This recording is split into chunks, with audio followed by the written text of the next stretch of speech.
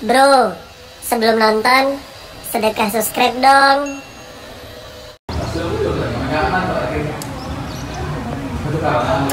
Bismillahirrahmanirrahim. Assalamualaikum warahmatullahi wabarakatuh. Kembali lagi di channel saya, Ustadz Gaul Channel. Bersama saya Ustadz Gaul Muhammad Faisal Bali. Ini saya bersama teman saya siapa? Muhammad Fajar Prayogo, mahasiswa Universitas Islam Indonesia Yogyakarta. Sebelum nonton, lebih baik di subscribe, Subscribe, ya kan? like, komen, dan share. Soalnya subscribe itu gratis, tidak dipungut biaya. Nah itu lagi, kita ini mau bahas apa ini bro? Kita ini sekarang kan sudah 1 tahun berjalan, Ustaz. Apa itu maksudnya? Pandemi ini kan sudah 1 tahun mudik di dunia ini, tapi kok tidak kunjung pergi seperti itu kan? Apanya yang enggak pergi? Tidak si pergi. dia. Si dianya dan dianya itu belum tahu siapa seperti itu. Oh. Tapi kalau kita melihat dampak-dampaknya ya, khususnya saya sebagai mahasiswa, Iya. merasakan dampak yang begitu banyak terhadap pandemi ini.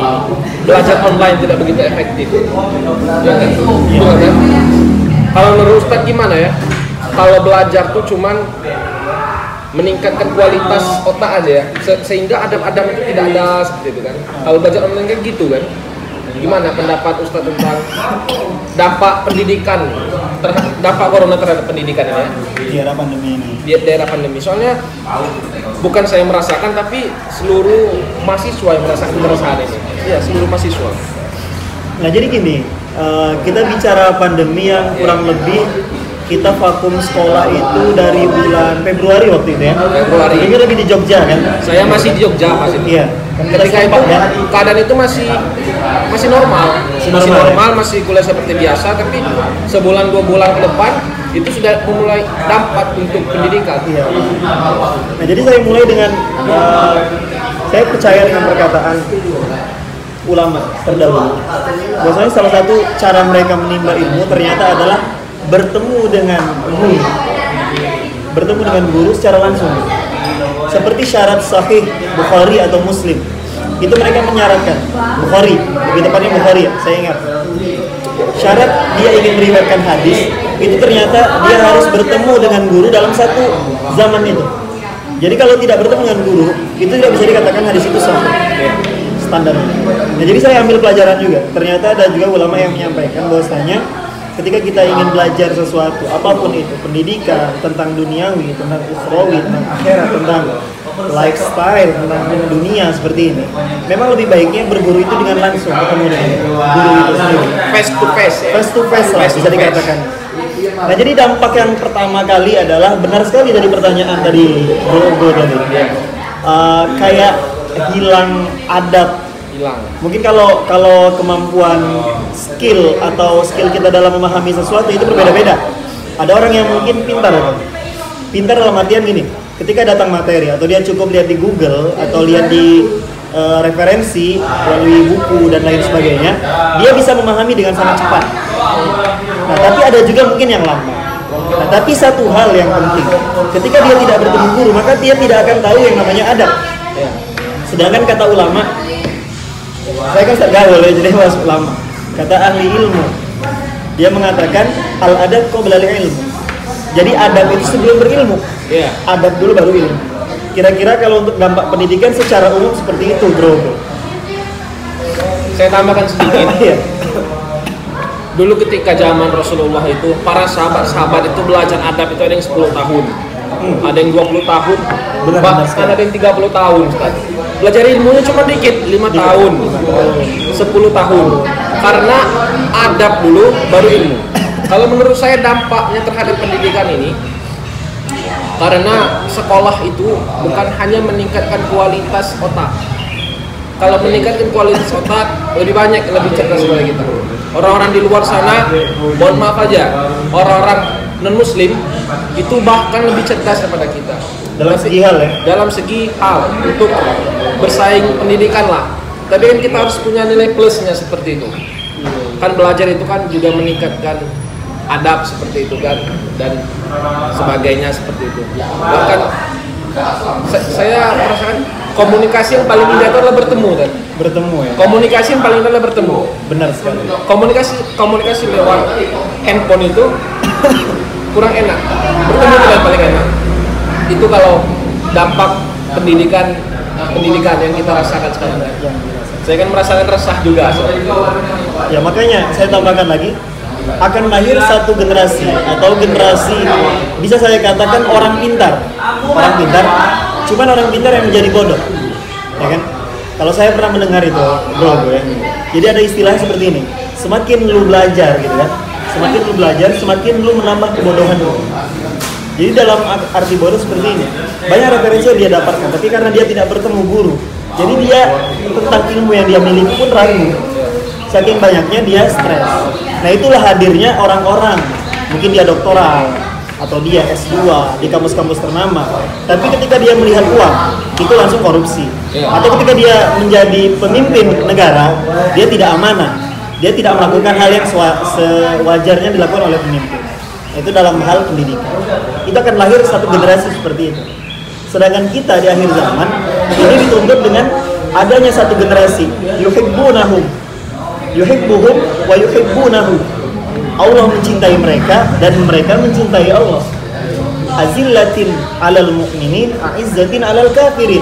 Yang mana kita harapkan adalah satu generasi yang punya integritas atau yang punya cinta kepada sesama muslim, atau dia lemah lembut kepada sesama muslim, a'izzatin 'alal kafirin, dan dia keras kepada orang-orang yang bukan muslim.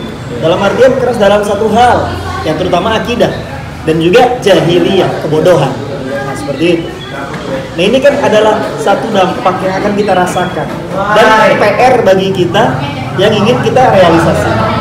Itu dalam pendidikan. Ya. Sebenarnya kalau kita ngebahas dampak pandemi terhadap pendidikan ini banyak. Pendidikannya banyak. Jujur, apalagi anak SD ya. Jadi katakan anak SD itu lebih parah daripada kita. Anak SD kelas 1, kelas 2, kelas 3 disuruh kuliah online Zoom. Itu menurut perspektif akal itu tidak bisa dimasukkan. Soalnya benar sekali. Kelas 1, kelas 2 itu harus bisalah membaca dulu atau mengerti dulu keadaan. Dibikin online tuh sesuatu yang tidak etis. Ya, tidak etis dilakukan.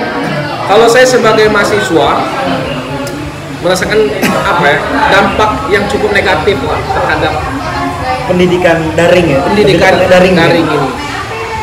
Sudah 1 semester, 2 semester berjalan tetap kayak gini aja. Kita masuk ke kelas, siap-siap masuk ke kelas. Itu pun belum tentu 100% ilmu itu masuk kotak. Apalagi kita ketika belajar daring ini. Nah, inilah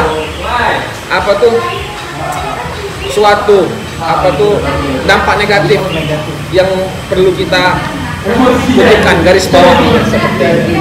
Tapi ketika saya memikirkan hal ini, saya ada berpikiran positif juga kan. Iya, gimana tuh positifnya? Positifnya, ketika saya berpikiran bahwa saya stres kuliah seperti ini, bukan hanya saya yang merasakan seperti ini, tapi semuanya kan. Ketika saya merasakan bahwa stres, bosan, jenuh kuliah daring ini, tapi bukan saya yang merasakan, semuanya yang merasakan seperti itu. Dampak positifnya seperti itu, dan dampak negatifnya pun ada seperti itu. Saya bisa katakan bahwasanya dampak apa ya guys ya, agak batuk, mungkin corona, mungkin. Jadi mungkin kalau kita membahas sesuatu yang lebih dalam, bukan sesuatu yang lebih dalam, sesuatu yang lebih global, itu ternyata mungkin dunia itu mempunyai satu cara baru untuk bergelut di dunia education atau dunia pendidikan. Mungkin mereka menginginkan adanya pendidikan yang canggih. Dalam artian kita menyebutnya era ini adalah era 4.0, ya kan? Internet of Things. Yang mana yang berpikir itu internet. Kita dituntut untuk mengikuti zaman, mengikuti proyek mereka, ya kan? Dari segi pendidikan terutama education. Nah, tapi dari dampak positif ini adalah seseorang yang ingin mengejar pendidikan secara daring atau online ini, itu mereka harus mempunyai kapasitas yang lebih, ya kan? Tidak bisa sembarangan seperti itu. Karena kalau sembarangan ya kualitasnya nanti akan mempengaruhi. Tapi kalau yang saya lihat, mungkin dengan cita-cita ini mereka ingin apalagi ingin masuk ke era 5.0, nanti yang gerak bukan lagi internet. Jadi mereka akan membuat sejenis disebut dengan humanism, atau mereka membuat sejenis manusia tapi bukan manusia, bisa dikatakan robot lah. Mungkin robot nanti yang akan langsung mengajar di sekolah, atau robot yang langsung mengurusi rumah sakit. Jadi manusia itu tidak harus capek-capek bekerja demikian. Tapi kan itu kan akan menjadi dampak sosial, kemudian politik, kemudian ekonomi. Itu bakal terjadi dampak yang sangat besar. Maka kalau saya sih termasuk yang menanggapi dampak corona ini lebih banyak negatifnya. Iya, negatif. Apalagi dunia pendidikan. Ini kalau kita masih ngomong-ngobrol panjang lebar ini. Cuma mungkin kita dari secara umum aja ya, secara umum dan secara etika pendidikan itu sudah kita bahas. Nah, dampak yang lain. Gimana, kameramen? Udah berapa menit kita ngobrol, kameramen? 10 menit. Mungkin dampak lain kita bahas besok ya. Dampak lain kita bahas dalam besok. agama, ya kan? Ya. Kemudian dalam sosial, Dalam ya kan? sosial. Ekonomi. Adanya mungkin ketidakpercayaan ya, mungkin antara satu individu dengan individu lain. Soalnya ada yang bilang ini fakta, Iya. tapi di sisi lain ada yang bilang ini konspirasi. Nah, maka selanjutnya kalau kalian penasaran, kita ketemu lagi di video selanjutnya. Jangan lupa subscribe. Nah, Apa subscribe bilangnya? Subscribe. Soalnya biar subscribe. bisa melihat video-video selanjutnya. Iya. Soalnya video bermanfaat harus dilihat Hanya di channel hanya di channel Ustadz Gaul Channel. Wassalamualaikum warahmatullahi wabarakatuh.